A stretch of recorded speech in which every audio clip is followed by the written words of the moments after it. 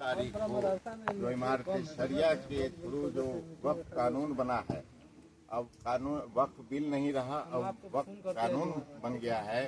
उस काले कानून का हम सब विरोध करते हैं और इसी सिलसिले में ये पदाही में इस मदरसे में प्रोग्राम है। हमारे तंजीम इमारत शरिया के प्रखंड के सदर जनाब मुफ्ती मतीउल्लाह साहब मौजूद हैं और उनकी यहाँ पर मौजूदगी में ये प्रोग्राम हुआ और हमारे जो तंजीम के जनरल सेक्रेटरी हैं कारी मुश्ताक साहब, वो भी हमारे साथ। मेरा एक ही कहना है लोगों से, ये जो हमारे सरपरस्त हैं और उन्होंने जो आह्वान किया है कि 29 तारीख को गांधी मैदान में पहुंचना है, तो गांधी मैदान ही नहीं भरेगा, पूरा पटना भर जाएगा।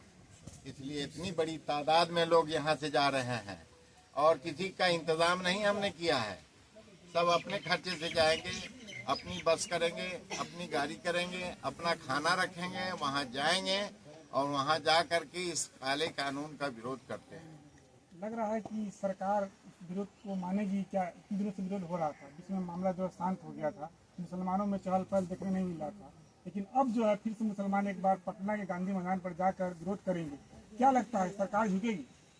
देखिए 1857 की क्रांति को देख लीजिए और आज़ादी कब मिली? 1947 में। कानून आपको बनाना है, पालन हम करेंगे। पालन करने वाले कानून बनाने वाले नहीं होते हैं। आप अगर गलत कानून बनते हैं तो उसका हम विरोध करेंगे और पुरजोर विरोध करेंगे और गांधी मैदान में हम ये दिखला के रहेंगे कि आने वाली कोई भी सरकार होगी, अगर हमको अपनी जगह पे तरजीह नहीं देती है तो हम भी उनको तरजीह नहीं देंगे। साफ बात। और जितने भी छुटपैये नेता हैं उन लोगों को भी आगाह कर देना चाहते हैं कि आप अगर तंजीम के एगेंस्ट में जाएंगे तो आपकी खैर नहीं है, इलाके में जाएंगे तो आपको लोग बख्शे नहीं हैं। छुटपैया नेता का मतलब क्या? जो नीतीश कुमार की पार्टी में जुड़े उनको कह सारा तो नहीं आता। किसी भी पार्टी में हो, नीतीश कुमार की पार्टी हो, राजद में हो, किसी भी पार्टी में हो, उनको मैं कहना चाहता हूं कि मेरा ये कानून गलत है। मेरी मस्जिदों में आप अपना जो है यानी कि इंटरफेयर न करें। मेरे कब्रिस्तान में मेरी ज़मीन जो है अभी रेलवे और डिफेंस से ज़्यादा ज़मीन हमारी है।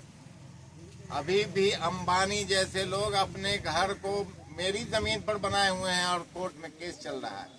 ऐसे लोगों को तुरंत बाहर करना चाहिए और मेरी ज़मीन है, मेरी ज़मीन रहेगी।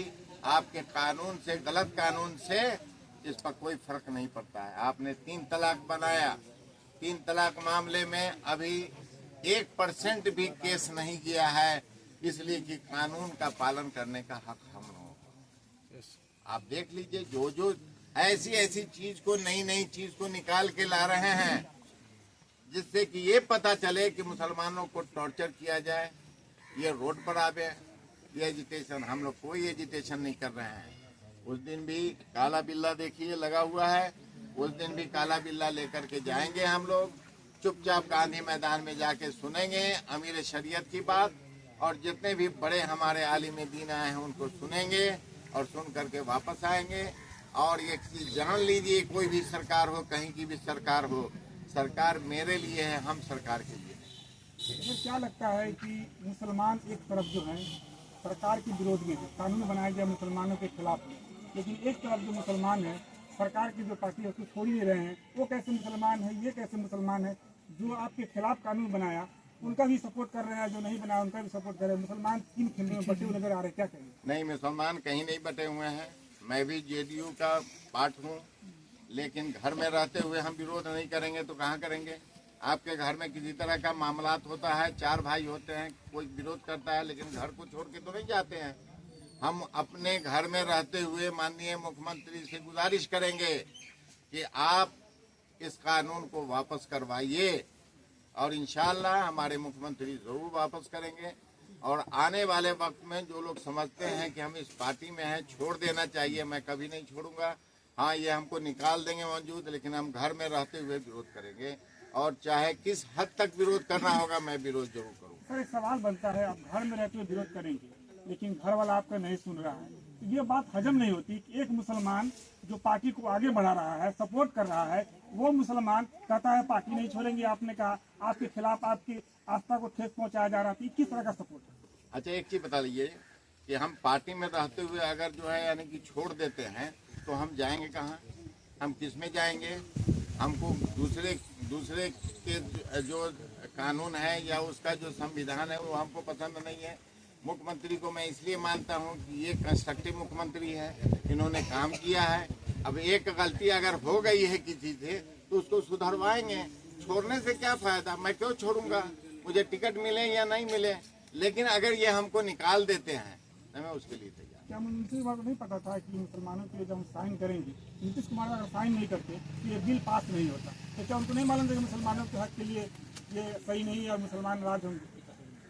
अब देखिए, चूंकि भाजपा से इनका जो है कोरिलेशन है, कोई भी निर्णय लेने से पहले मुख्यमंत्री स्वतंत्र हैं, हम उनके ऊपर हावी नहीं हो सकते हैं, वो मेरे ऊपर हावी हो सकते हैं, वो हमको निकाल सकते हैं, लेकिन वो स्वतंत्र रूप से दोनों आदमी मिले हुए हैं। उन्होंने क्या सोचा उन पर मेरा अधिकार कोई नहीं है, मैं ये नहीं बोल सकता, और बड़े लोग ये जानते हैं। और इंशाअल्लाह आज नहीं तो कल मुख्यमंत्री हम लोगों के साथ जरूर आएंगे और आपकी दुआएं रहेंगी। मैं तो आपके साथ हूँ ना, हम पार्टी नहीं छोड़े हैं, लेकिन हम ये कहते हैं ना कि वो निकाल देंगे तो हम कहीं से भी लड़ेंगे, हमारे लिए कोई दिक्कत नहीं है। और इंशाअल्लाह बड़े पैमाने पर लोग वहाँ पर पहुँचेंगे और सरकारें आएंगी जाएंगी, सरकारों का साथ होगा या ना होगा उससे हमको मतलब नहीं है।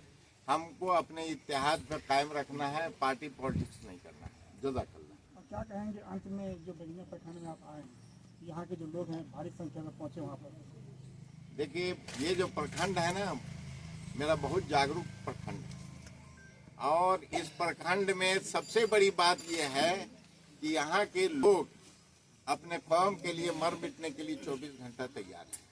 इधर अख्ता से उठा लीजिए, चकवा, भटोलिया, पताही और परसौनी, ये कौन इलाका है? इधर का इलाका पूरा है जो कि किसको कह दीजिएगा कि दीन के लिए खड़े होने के लिए वो ना खड़ा होगा।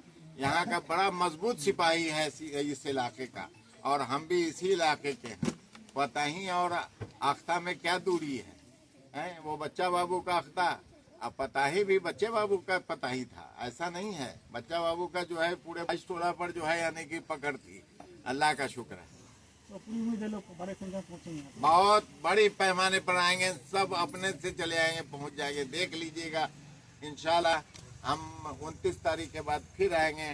मौलाना को जो है हम दुआएं देने के लिए, मौलाना का शुक्रिया अदा करने के लिए इस इलाके में आएंगे, और जो लोग भी जाएंगे उनका इस्तकबाल करेंगे। सरपंच साहब क्या कहेंगे? बहुत शुक्रिया आपका। सरपंच साहब क्या कहेंगे, आज आपके चकवा पताही के यहाँ से लहर उठ रहा है कि पटना चलना है, वक्त बिल का विरोध करना है 29 तारीख को, क्या कहेंगे लोगों से, और इस बिल का विरोध कैसे कर रहे हैं? इंशाअल्लाह मेरे बरगनिया प्रखंड और खास करके चकवा पंचायत है, वो ये पताही पंचायत या परसौनी हो, सभी से जितने नौजवान हैं इंशाअल्लाह बहुत से लोग जाएंगे यहाँ से।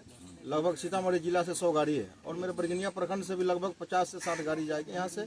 और इंशाअल्लाह जितने नौजवान हम लोग जागरूक किए हैं और इस विरोध के पुरजोर तरीके से हम लोग इसको मजम्मत करते हैं। इंशाअल्लाह शाम को 6 बजे यहाँ से निकलेंगे हम लोग सीतामढ़ी के लिए, वहाँ से रूनी सतपुर सब लोग साथ में टोल प्लाजा से निकलेंगे।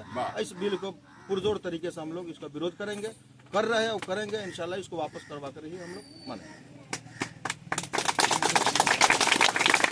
आज आपके गांव से ये लहर उठ रहा है कि वक्त बिल को लेकर पटना जाना है, क्या लग रहा है आपकी इस पंचायत के जो आपके प्रखंड क्षेत्र के लोग हैं वहाँ बड़ी संख्या में पहुँचेंगे?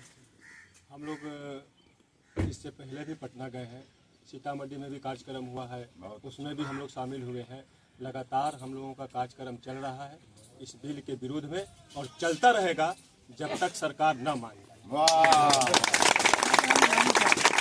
भारी संख्या में मुसलमान इकट्ठा हुए हैं पताही मदरसा में, और यहाँ से एक पैगाम जा रहा है पूरे सीतामढ़ी जिला के लिए, मतलब पूरे बिहार के लिए जा रहा है।